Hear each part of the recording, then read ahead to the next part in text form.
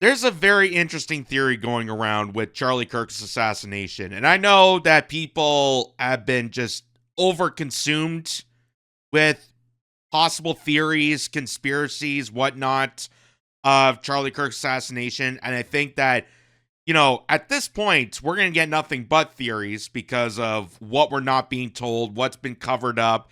The FBI constantly lying to us, this manufactured narrative that a 22-year-old was able to take a high-capacity rifle and shoot Charlie Kirk right in the neck. There's going to be nothing but theories moving forward with this because no one really has collective, full evidence to back these arguments, and that everything is kind of relative into this. Like I said, when we talk about Israel, when we talk about the connections with donors, Bill Ackman, and so on, you have to consider that in the investigation because we don't know for sure what the motive is, who the shooter is. We don't know what is happening. And you have to add these pieces to the puzzle to kind of find some sort of motivation, some sort of awareness of why exactly Charlie Kirk was taken out on September 10th. So this is probably more interesting, though, that caught my attention that people have been sharing on social media is this movie and its relevance to Charlie Kirk's assassination. So this is a movie starring Nicolas Cage called Snake Eyes that came out in 1998. And it is very odd and eerie that people are alluding Charlie Kirk's assassination to this because the plot line associates with Charlie Kirk's assassination.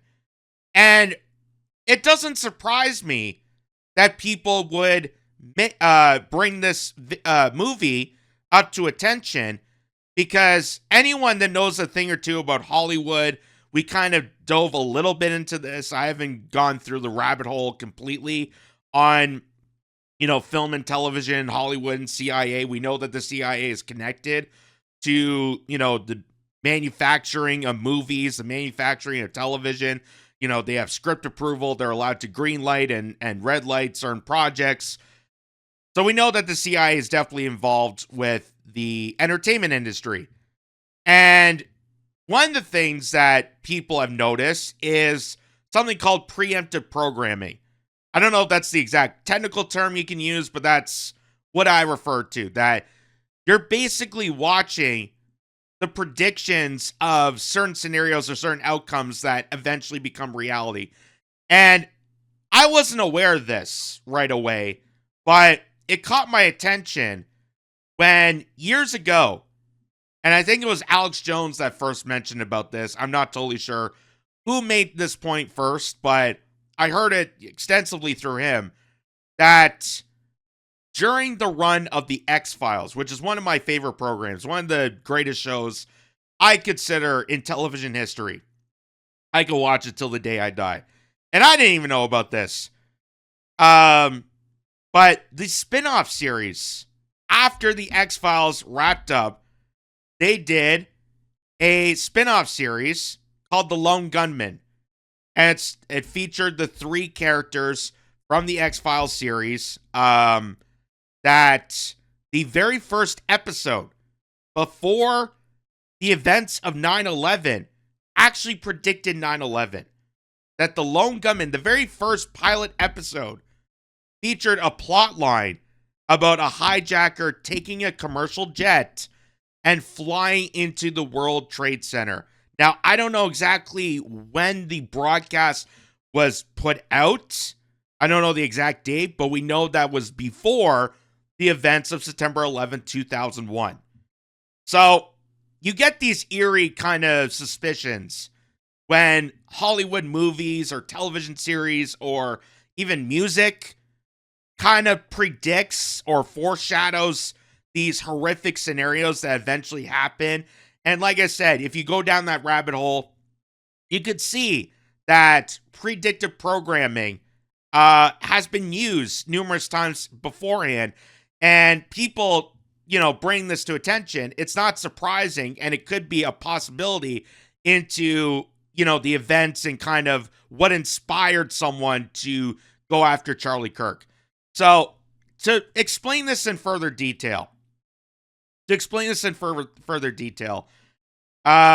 woman here comes trouble, says the predictive programming parallels between the 1998 movie Snake Eyes and the Charlie Kirk psyop are unparalleled. What is predictive programming? The basic idea is simple. Plant specific images and plot points in popular media to normalize an idea or prepare the public for an event before it happens. Again, I gave you the example of the Lone Gunman, the very first episode. The entire plot is about a hijacker who takes a commercial jet and flies it into the Trade Center. And that was before 9/11. And I wasn't even aware of this. And like I said, I'm a big fan of the X-Files. I love Chris Carter. I love the work that they've done.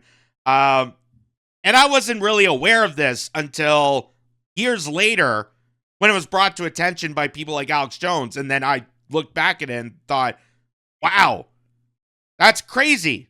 That's crazy that they did a plot line about something that would happen after. Legit happen after.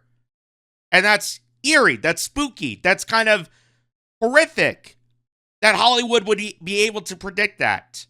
So, is this a prediction of Charlie Kirk's assassination that in 1998, a movie with Nicolas Cage that has a similar plot line could predict this? Well, let's take a look for ourselves. Hear this lady out on the similar parallels between the movie and Charlie Kirk. Listen to this. In the movie Snake Eyes, there's a tremendous amount of predictive programming regarding the Charlie Kirk psyop. The main character that's murdered in the movie's name is Charlie Kirkland. He is killed by a single shot in the neck on September 10th. Charlie Kirk was killed by a single shot in the neck on September 10th. No coincidence, 2025 is the year of the snake. This movie's called Snake Eyes. The movie's marketing has Nicolas Cage making this hand signal, the same one that Donald Trump and Elon Musk made at Charlie Kirk's memorial. The central plot in Snake Eyes centers around a corrupt deal with Israel. One of the conspiracy narratives surrounding Charlie Kirk is that he started turning against Israel. A heavyweight boxing champion named Lincoln Tyler is involved with the conspiracy surrounding the assassination of Charlie Kirkland. The name Tyler derives from the word tiler, the one who lays the tiles, like the Masonic system laying tiles on the black and white checkerboard, creating psychological operations, psyops, to move and manipulate the world through mind programming. In the movie Fight Club, Tyler D orchestrates a terrorist attack called Project Mayhem. What is predictive programming? It's a revelation of the method that happens ahead of time so that when something happens in real life, the public accepts it more easily because they've seen it before. The tagline for the movie Snake Eyes is believe everything except your eyes. So much is coming out regarding the Charlie Kirk assassination psyop. Tons of AI was used. There's theories about his wife, Erica Kirk, being involved. Something just doesn't feel right. So everybody, let's not just believe our eyes, but let's think a little bit. Why is this all going on? What is the bigger psyop behind this psyop? So it's a bit suspicious that how eerily similar this storyline is to what we witnessed with Charlie Kirk. Now, I'm not saying that this was the motivation. I can confirm nor deny all these, accusations or theories. And I think, at this point, all we could do is suggest different theories and try to build an outcome, provide evidence to back arguments, and make cases about it. But as I said before, predictive programming is something that the CIA has used for many years, and we have seen and exposed to this. We don't usually catch this into our own attention because the whole point of, entertainment is kind of the distraction. You give man bread and circuses their entire life. They're never going to revolt. So this was kind of just a distraction, a deterrent. And it's just so eerily similar. It's so eerily similar. And there's possibly, and why people bring this to attention, that this could be what inspired someone to go after Charlie Kirk. That maybe the real killer out there, saw this movie and kind of was like thinking about it and alluding his, plot against Charlie Kirk in similar styles to this movie. Maybe that's his calling call. Maybe that's the signature. We don't know for sure. We don't know for sure. But it seems very, very interesting that this particular movie with Nicolas Cage, as you heard there, the character's name is Charlie Kirkland. And the antagonist goes by the name of Tyler, Lincoln Tyler. And the whole movie centers around a dispute over a business proposal regarding Israel. Well, what have we noticed with Charlie Kirk? That days prior to the assassination, that Charlie Kirk and Turning Point USA had beef between donors that were very, very pro-Israel.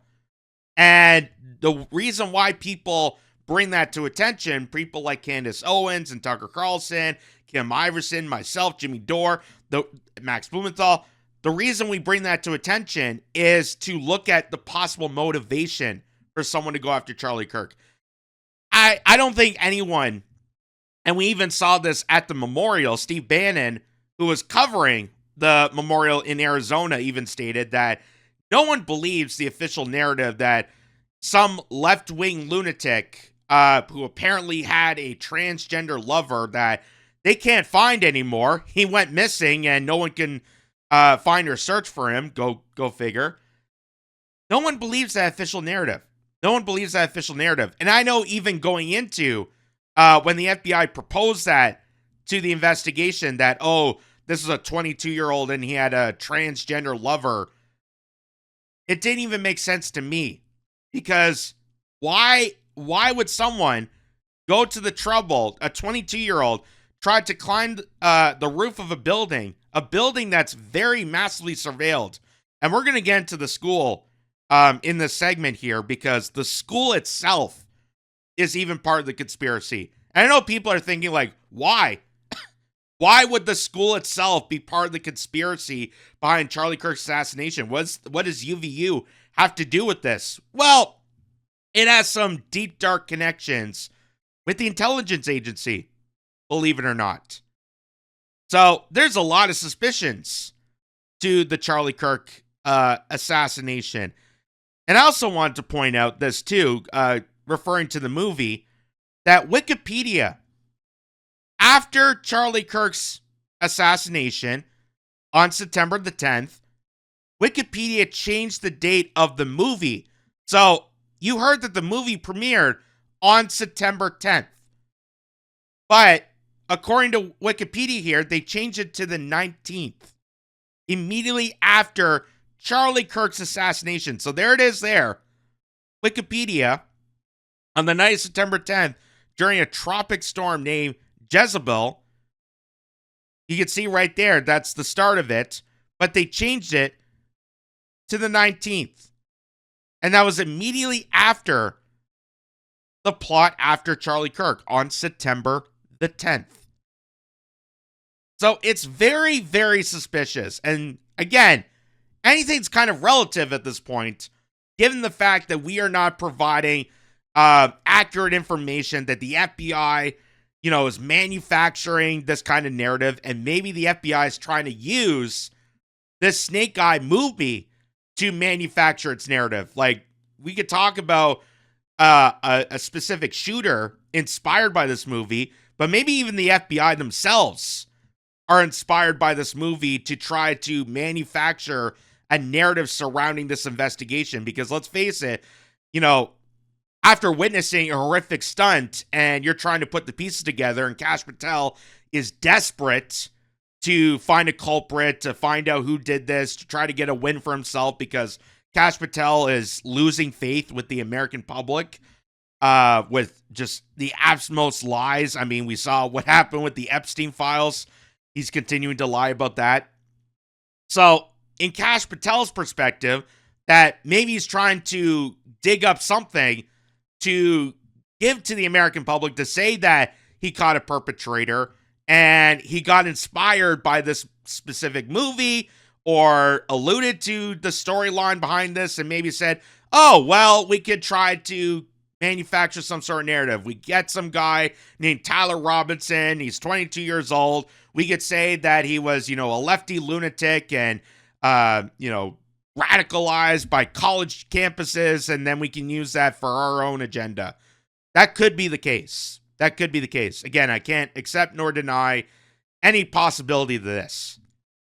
But there's a lot more to this investigation, and including the school itself. So I want to show people, this is from Redacted, and they interviewed this woman here. She's a retired colonel, Roxanne Towner Watkins, and she runs a podcast called Colonel's Corner. And she's going to go into detail. It's a fairly lengthy video, so I sped it up a bit. She's going to go into detail about the school specifically and how there's a connection to the intelligence agencies and why it's critical to mention this in part of the investigation. Because a lot of people, you saw the footage of, Tyler Robinson jumping off the building, but you didn't see any security cameras of him climbing onto the building. You didn't see any security cameras of him walking across specifically to the location where he shot Charlie Kirk. You didn't see anything about him assembling the rifle. There's so many things, so many flaws to the investigation and to the official narrative. But she's going to point out that UVU, Utah Valley University, has suspicious connections to the deep state. And what I've stated before is we don't know for sure if there's a connection between Israel and Charlie Kirk. We bring to attention that there was a fallout between Israel and Charlie Kirk, and consider Charlie Kirk was very pro-Israel until recently when he kind of had this epiphany to start questioning things. That's what became so suspicious that, Netanyahu went on immediately after they announced that Charlie Kirk was dead. Netanyahu pleaded with people saying, no, Israel had no part of this. And, apparently he's reading a letter that Charlie Kirk wrote to Israel, even though it was only certain factions of it. We're not getting the full letter, which is, I think, now been released as we're recording this. So we'll get into that at another point. But here's what this retired colonel, who's been part of the government, she's part of the Air Force, I do believe.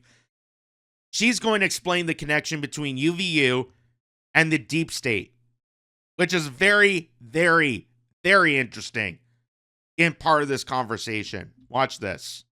The CIA has never taken directions from the U.S. government. Have we had compliant presidents that kind of basically gave them full reign? Yes. I talk about those people as being the selected people, but occasionally you had, like JFK, people that went against their direction, their agenda, and bad things happened to those people. I think Trump is an example of that during his first term. He would not have been under constant attack for 4 years with coup after coup after coup had he been doing their bidding. They let people who do their bidding sit in that seat unopposed. And you have only to look at Biden and George Bush Sr. and blah, blah, blah. So I do think that it is terrifying once that realization kind of sinks in. But let me speak just for a minute about the Charlie Kirk specifically. So and this has been true for 80 years, one of the main thrust that the CIA has focused on is our university system. There has been university after university, Harvard, Yale, Columbia, that have had institutions set up. And you just mentioned the CAI, which I think is hilarious since it's kind of the CIA disguised, that are literally funded through covert means by the CIA. They function. Henry Kissinger had one set up at Harvard. And years later, it was outed as actually being a CIA front. And all they did once it got exposed as a CIA front was took his deputy, created another institution on Harvard, and put her over there in charge and just removed Henry Kissinger's name. So these things have existed for a very, very long time. And the CIA recruits at any university, and Utah is a great recruiting ground. You can go through article after article of CIA presence on primarily Mormon campuses, and that's not a slight against the religion, but because Mormons are required to learn multiple languages and go to other countries. And Right. so by the time you get into college, you have all of this basket of skill sets that the CIA literally drools over. And so they are a target. And that kind of plays into that. But I don't want anybody to think that the few examples that the one video woman was addressing is a unique thing. It is not. The CIA, and let me just give you an example. In Vietnam, the Office of Public Safety under USAID set up a program at Michigan State University and also a satellite at Indiana University, which disturbed me deeply because that's my alma mater. And the CIA, the staff was 100% CIA agents. And they picked that staff up from Michigan State University and deployed it under the guise of a program from that university and plopped it down into Vietnam, which blossomed into the Phoenix program. So if you were to go back and look at normal history, you'd go, oh, that was just a bunch of professors over there trying to teach the cops how to be cops. It was not. And if you do any research into the Office of Public Safety, you find out that they recruited police chiefs from across and senior police officers, which then goes to the corruption of police entities in the United States, which you have to know exist because, again, I'll skip over to Los Angeles. Just do a research or a search on the internet, not on Google, of Los Angeles Police Department and CIA. You're going to get a ton of articles written about the fact that the CIA had infiltrated the Los Angeles Police Department in a particular intelligence unit there during the 1980s, late 70s and 80s, when the crack cocaine explosion happened in Los Angeles. They knowingly targeted Black neighborhoods with tons and tons of cocaine. And again, that information is all out there. So you have corruption at the local level. The Office of Public Safety under USAID, which was a CIA front, hired police chiefs and senior police officials to deploy all over the world and set up national police forces. And the national police forces were known for torture, assassination, and all kinds of atrocities. So that's a lot of information to bring in. And you know, I listened to the full interview, and I got to a moment where I had to sit down because hearing this from this woman, diving into deep detail, like it was a fairly lengthy interview, and I can listen to this woman for hours explaining all these concepts. You know, the universities having CIA kind of infiltrate the educational process. Which kind of, the reason I had to sit down, because I had to think this through and understand that kind of is kind of correct. That it would not surprise me. And it would not surprise me that, you know, this is where the woke agenda comes from. This is where a lot of the college, you know, kind of radicalization, the pink hair protesters, the transgender, transhumanism, all that came from would be a ploy from the CIA, because we know that the woke agenda doesn't come from a single person. It comes from institutions. It comes from BlackRock. Larry Fink famously said that we got to program people. We got to change people's behaviors. So having the CIA infiltrate these college campuses, and she gives the example of why specifically Utah with the Mormon theology. And we're going to get into detail about the university, Utah University in particular, why it's the specific case. But all this, it's shocking, but it doesn't kind of actually shock me when you sit down and think about it. When you think about why college campuses, you know, are teaching your children in a certain direction. They're not providing the skills for critical thinking or common sense or, you know, preparing them for the real world. But they're teaching them about the, you know, the gender spectrum of the world. Like, where does that come from? Well, it could eventually come from the CIA, come from the State Department that infiltrate a large portion of these educational systems.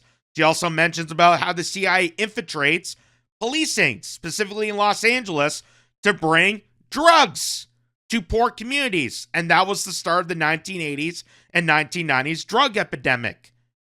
And that's kind of still continuing to this day. They want you to believe that Venezuela and the crime syndicates coming in from Venezuela are responsible for this. But if you look at the research, it's not that hard to figure out. All you have to do is do a little deep diving yourself, and you can find the evidence that proves that the CIA, the State Departments, and the policings coordinate together to bring drugs into poor neighborhoods to emphasize and crack down on people in those poor neighborhoods, specifically poor black and poor brown neighborhoods.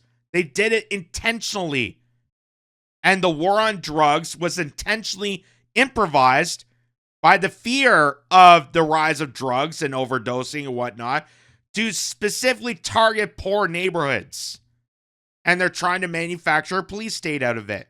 So, it sounds crazy at the start. Like, all these sound crazy when you first hear it. But when you actually take the moment to sink it in, take the moment to do your own research, take a moment to understand why she's stating this or why anyone would bring up a conspiracy theory like this, it actually makes it more clear.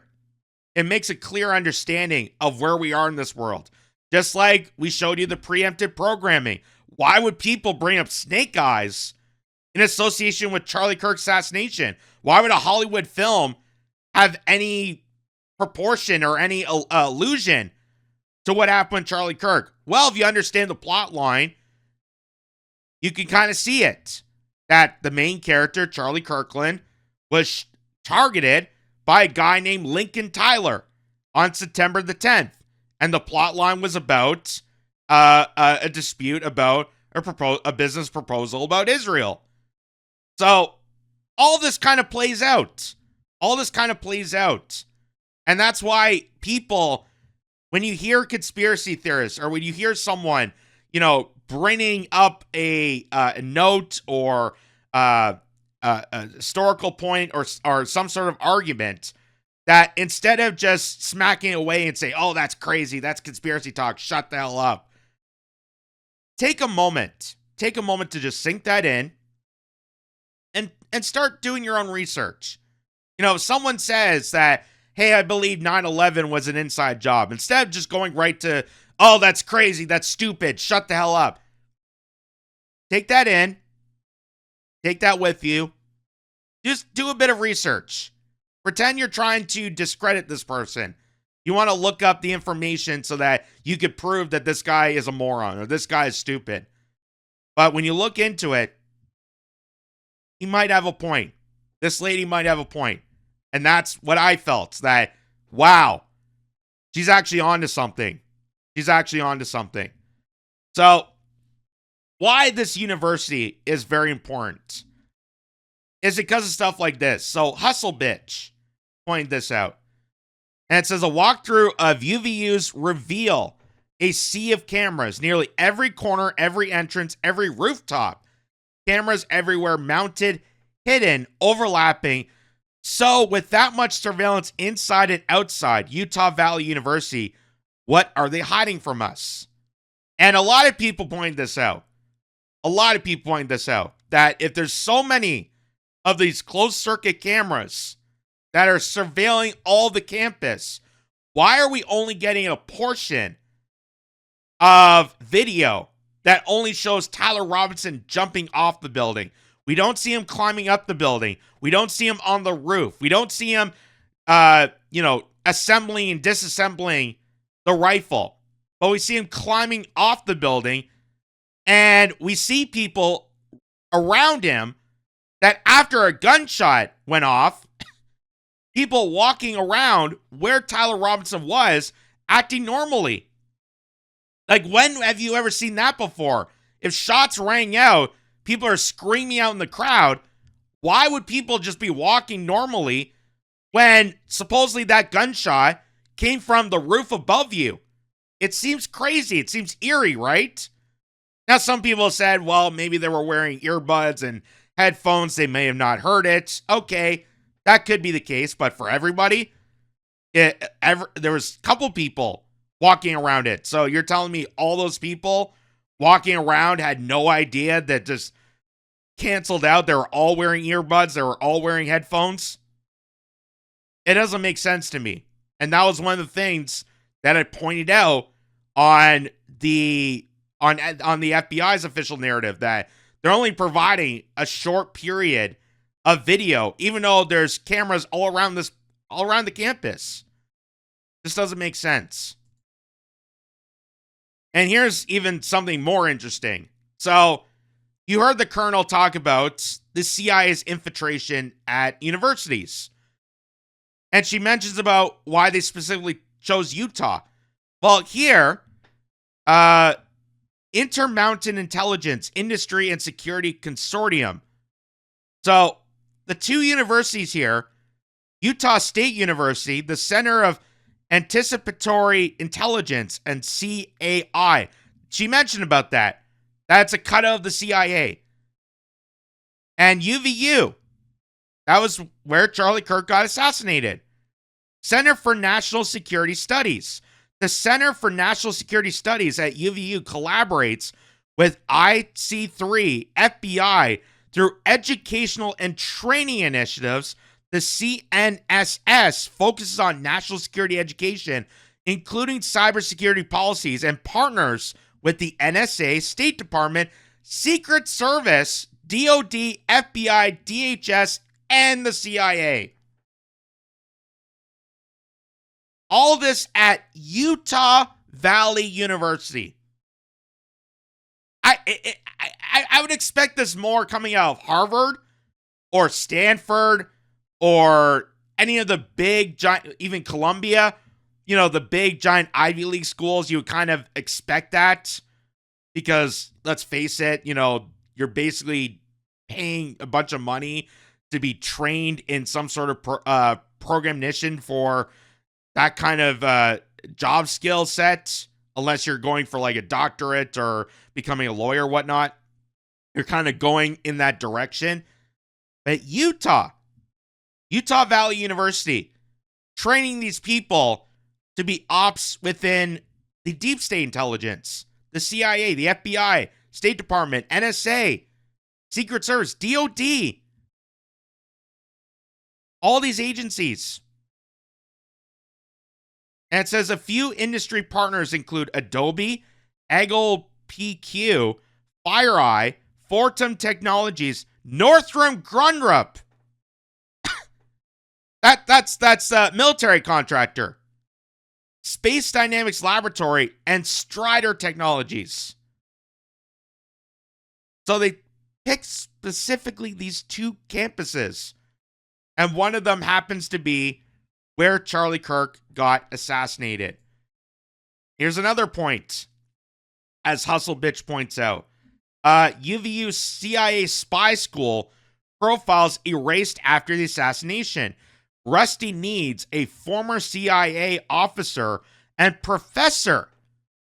So you just heard the colonel talk about how these professors come into these universities coming from backgrounds within the deep state to train your kids. That they pose as professors, but they have backgrounds within the deep state to infiltrate the education system. Which again, I thought that was shocking when I heard that. I had to literally sit down because I thought, holy crap, that's insane. But then it made me realize that, wait a second, that kind of makes sense. And why these college campuses all kind of coordinate on the same agendas when it comes to, DEIs and wokeism and all that. It comes from the deep state. It comes from the deep state. So they're purposely infiltrating the educational system to manufacture and program people. This is about coordinating your children and grooming them to be ops for the deep state, for the intelligence. And that's why unfortunately, a lot of these people that go to these colleges, graduate, they may have, terrific honors, they may have, the smarts, may have the expertise, and smarter than me, are not smart enough to point out when the deep state is lying to them. because they've been programmed, they've been groomed, they've been doctrined because of this. Rusty Needs, a former CIA officer and professor in Utah Valley's University Center for National Security Studies, had his staff profile online until September 24th. Then it disappeared. And get this, the last post on UVU's National Security Society Facebook page was on September 10th. And you can see there, September 10th, 2019. Same day, different year. The exact same date Charlie Kirk would be assassinated years later. The topic, the ethics of CIA detention and drones operation.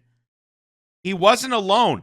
6 others tried to CNSS or campus security have just vanished from the Utah Valley University site too.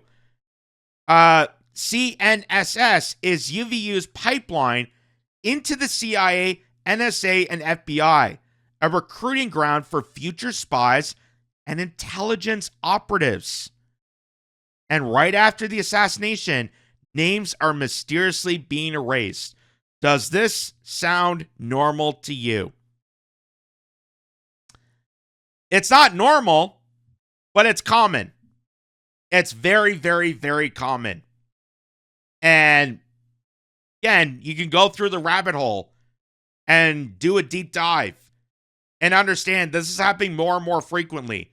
That even with the constant mass shootings that I see so frequently, and I've tried extensively to understand why this keeps happening, try to result to, figuring out how we reduce, gun violence and so on.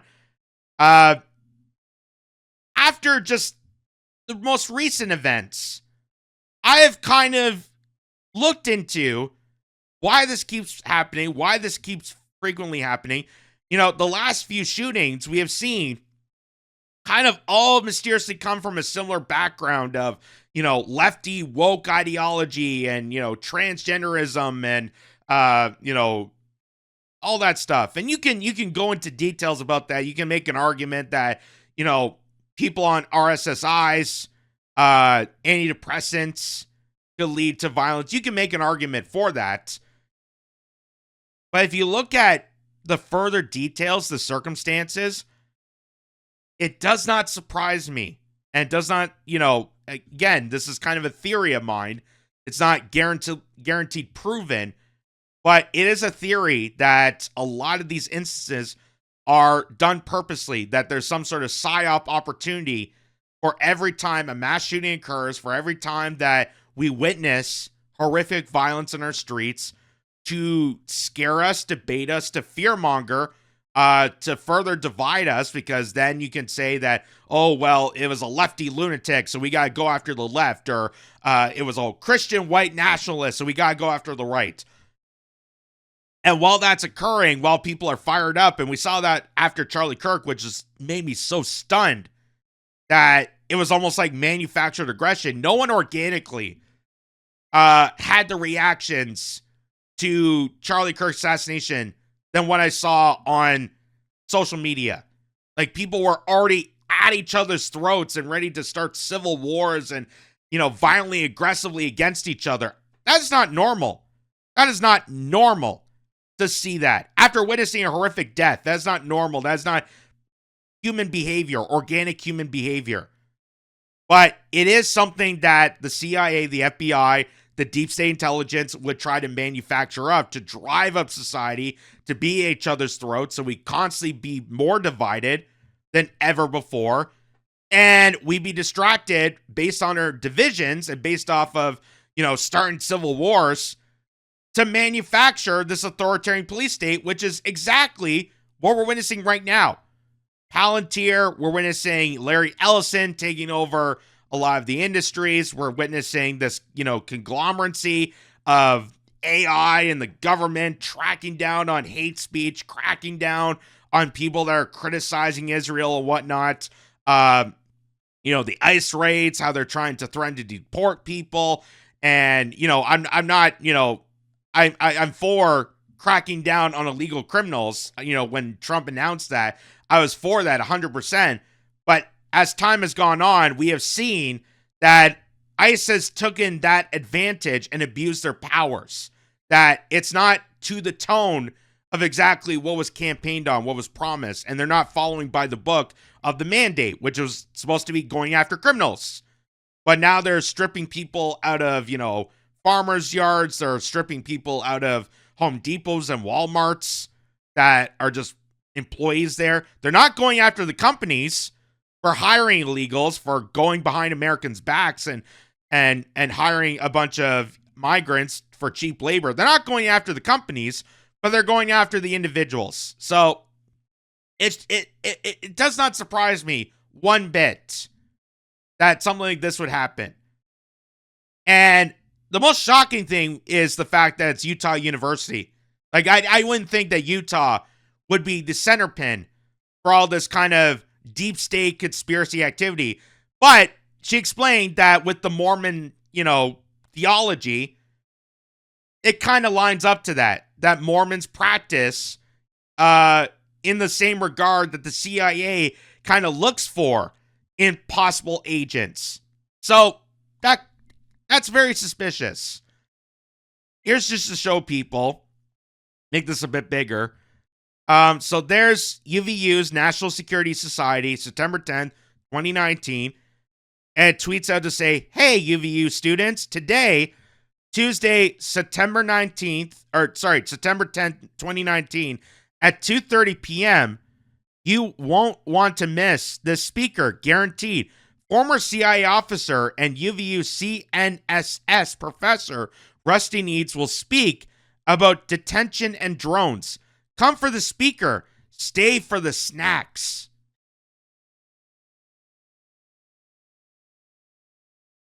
I love the advertising that they use. Oh, come, listen to an old man talk about torture. We have snacks. We'll feed you. We'll feed you up. We'll give you some donuts, some chips, whatever. Talk about how this guy is going to program you so that you'd start your own torture programs. Oh, did I say torture? I mean, enhanced interrogation. Oh, that's also torture. I don't know. What did Kash Patel use? Advanced interview techniques. Is that? Do people think that's torture? Okay, we'll go with that. So, all this is very suspicious, and why I bring this all to detail. And I think this should be included in the investigation, included into what we're talking about, Charlie Kirk. That this campus is very suspicious. It's very suspicious that people are, you know, picking up on the details of the same storyline in a 1998 movie with Nicolas Cage. All this comes into play. And we won't know for sure on who exactly did it. And I think we're never going to know that purposely. That's just going to be another JFK case. But all this should be played out. All this should be brought into detail. These are more pieces to the puzzle. And this could ultimately kind of reveal maybe some motivation, maybe the inspiration of why and how they did this. You know, looking into the details on that. And why this college campus, you know, they have the cameras, they have the security footage, but why they won't release it to the public and to the FBI. This could be ultimately why, because they're in partnership with the FBI. They're in partnership with the CIA. And I've stated this before. I can confirm nor deny that maybe the deep state, maybe there was CIA infiltration that wanted to take out Charlie Kirk, because Charlie Kirk, you remember, Charlie Kirk and Donald Trump had a falling out because Charlie Kirk didn't want America to bomb Iran. And Donald Trump turned his blind eye and did it anyway for the state of Israel. And Charlie Kirk kind of got frustrated with that. So that could be motivation. That Charlie Kirk wasn't exactly the pro-war figure that they want from young Republicans. And a lot of young Republicans, a lot of the younger demographic, they're very anti-war. They're very anti-war. And considering that, in the next few years, as even Alex Karp, the CEO of Palantir, stated, that if we lose this narrative, if we lose the ability to control people and manufacture narratives, then we won't have the ability to go to wars anymore. We can't trick and fearmonger people that, we got to take your tax dollars to go fight terrorism abroad. Because now we know where terrorism comes from. We know where all this money is being resorted to. We know that the deep state, the intelligence agencies, the government, and all these agencies are colluding together purposely to manufacture more wars. As Julian Assange, a tortured journalist, has told us, the point of these wars is not for resolution. The point is continuous. So that the CIA continues to scare people and military contractors continue to cash in money, and for you to constantly be in paranoid fear of others so you don't come together and realize that, hey, we're all human beings. We all have the similar wants and needs, and we're all being screwed by a common enemy. And Charlie Kirk was kind of getting into that direction. And if you hear the rest of the interview there with the retired colonel, he mentions about that. That once you talk about getting people together, look at JFK. That was his kind of final words. Look at Dr. King. His final words was bring people together on a poor people's march. Not just civil rights, but bringing white, black, and brown people all together. And then he unfortunately passed. So there's a lot of this that needs to be explored.